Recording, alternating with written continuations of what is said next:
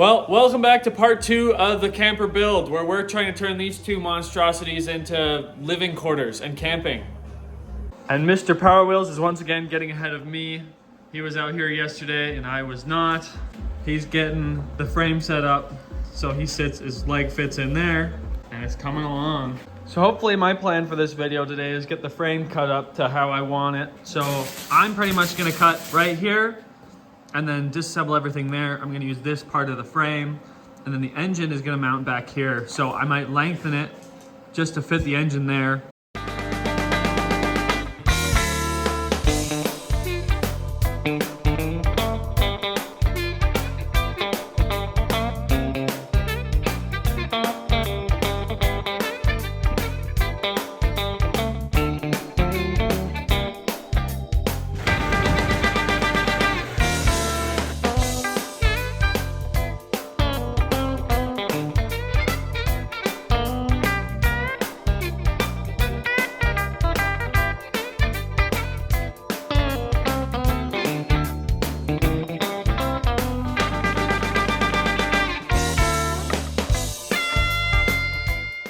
Alrighty, so here kind of gives a better idea of what my powertrain is going to look like. It's going to be a bit longer. The wheelbase is going to be a bit longer than it was before, which is fine.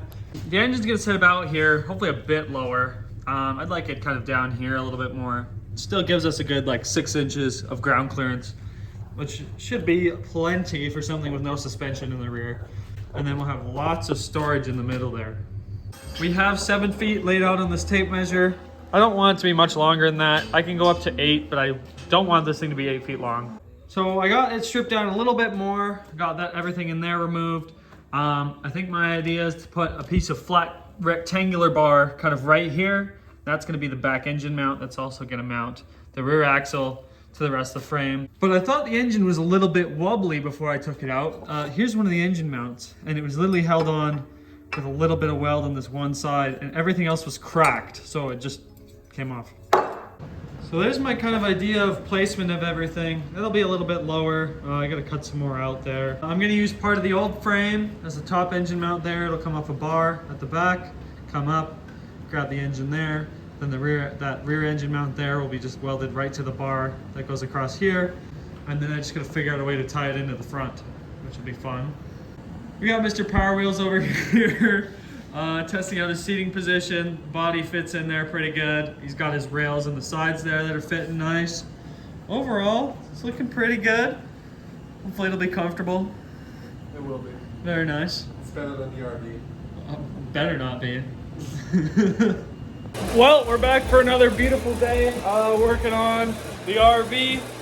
Just getting some metal cut up. We'll go ahead and weld it on our back frame, and we're just kind of trying to figure out where everything is going to go for now.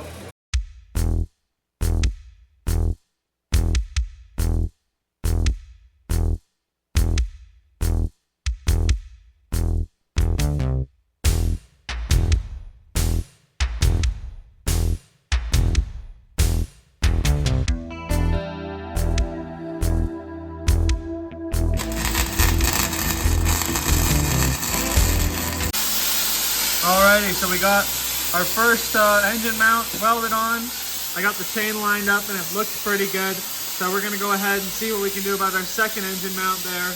And then we'll see how we're gonna get it connected to the rest of the frame.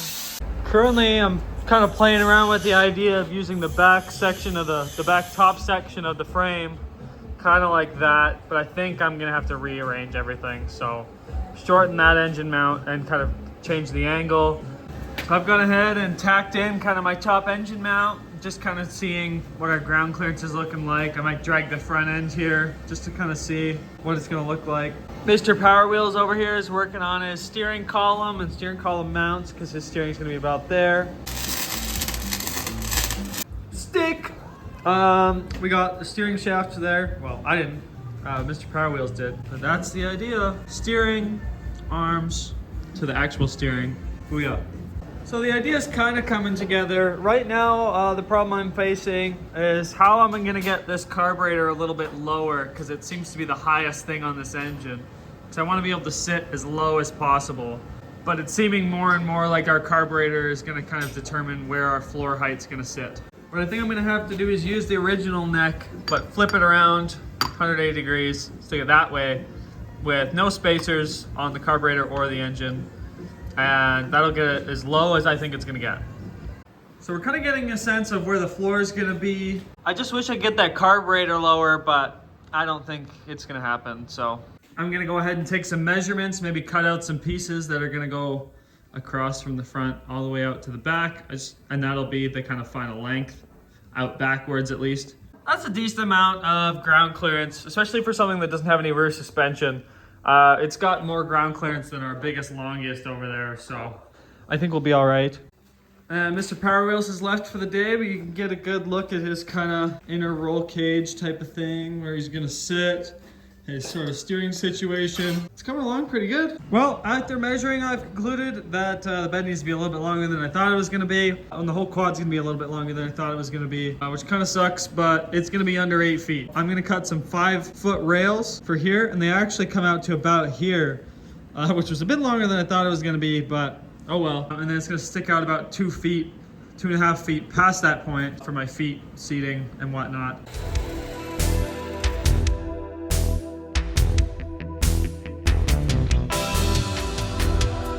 So here's kind of my idea with the rails that I've got cut out. I'm gonna notch out that tube a little bit so it kind of sits down in it a bit, and that'll be the kind of main structural platform.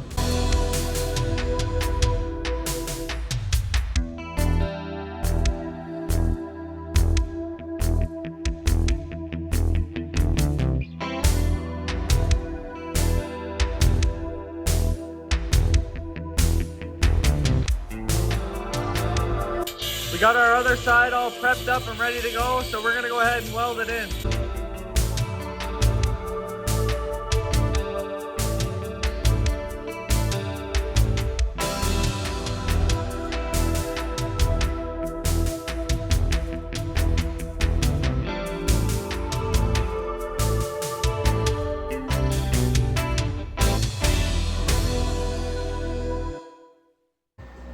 Bus. I don't know. I'm trying to figure out where seating wise, like, so I think I'm gonna have to move the steering. I mean, this is okay. Do you mean huge? I don't know. Your feet can't really go any further down. I mean, I know. Unless you want to Flintstone it. I think the seat actually, I might make the seat removable. Well, we got all our frame rails attached pretty good. I'm gonna go ahead and flip this upside down, get some more welding done on the engine mounts there and this to that axle there, because I realized I didn't weld it very much. But what I'm also trying to figure out here is how I'm gonna kind of connect the front to the rear on the underside and kind of how this floor is gonna work out.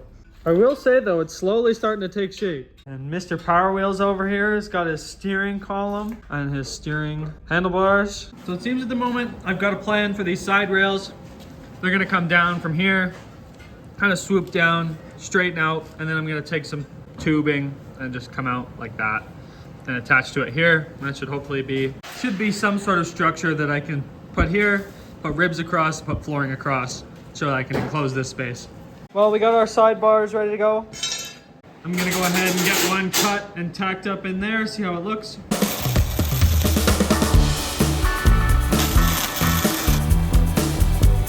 With oil.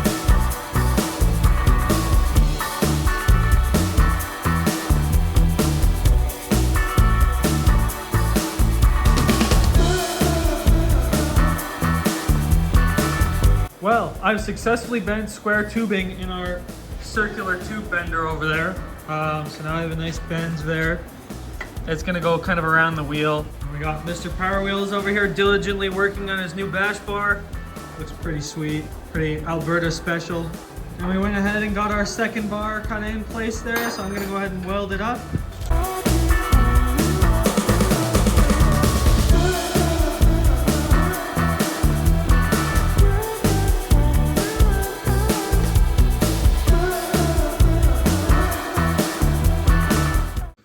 So I have both sides fully welded up now. I also got this center kind of support that's gonna go across and under the engine to both sides.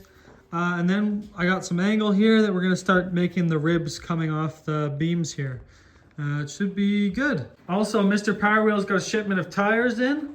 They look pretty darn good. They look nice when they're on there. And Mr. Power Wheel's got some new tie rods as well, but he got just a little bit the wrong size, so he's gonna shrink them down a bit. And I think I'm gonna end up doing the same with mine as well, since the ball joints are still good and I don't wanna order any more parts. Wow, that's not going quite to plan. The skill, the precision. See a tire guy in his natural habitat.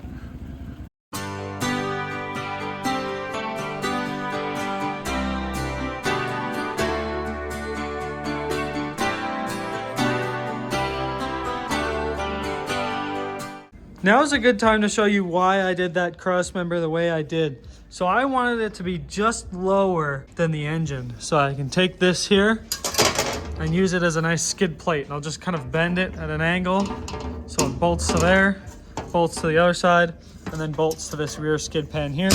And then I have a skid pan covering the entirety of my engine. There we go, Mr. Power Wheel's got 2 new tires on the front there. They look pretty nice.